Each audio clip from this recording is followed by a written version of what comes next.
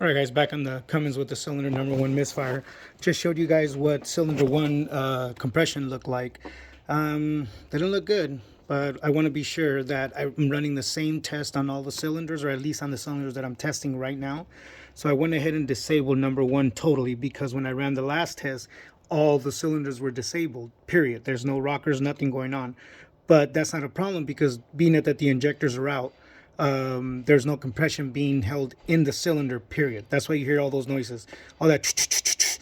That's all the compression being released from the cylinder through the injector hole. So now I'm going to test cylinder number two.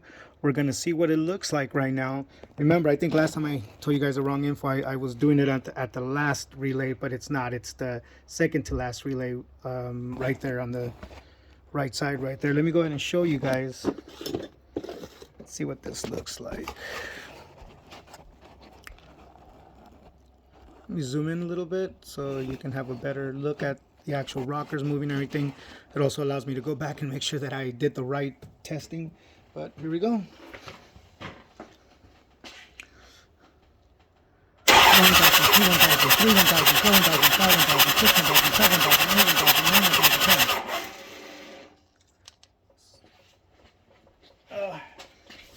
that one had compression. You can hear it. Oh yeah, good compression.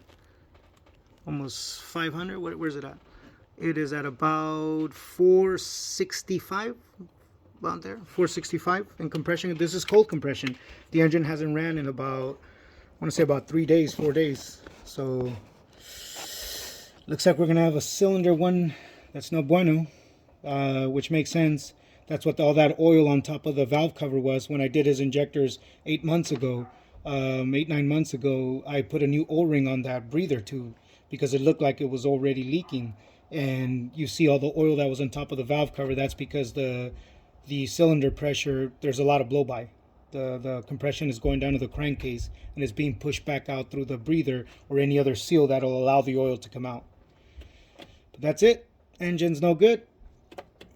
Let's see. I'll probably run the same test tomorrow when it's daylight and rerun it again.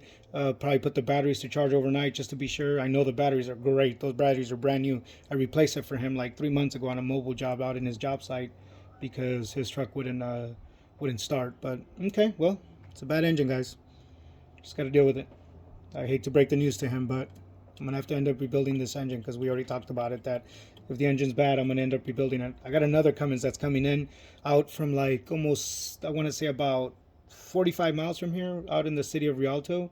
Was going to come in, and I'm also going to rebuild that engine. I already talked to that customer about a month ago, and he's just kind of waiting around for me. So, like I said, I get a lot of work. I drive myself crazy because of all these commitments, but, you know, you want to go out on your own, you got to pay the price. What's that old saying? That's the price of fish in China. If you don't like it, don't fish in China. All right, guys. Well, good night. And I'm going to run these tests again tomorrow. And I'll probably run it on a few different cylinders so you guys can see that the test is legitimate and it was ran right. All right, guys. You guys have a good night. Be safe. Talk to you tomorrow.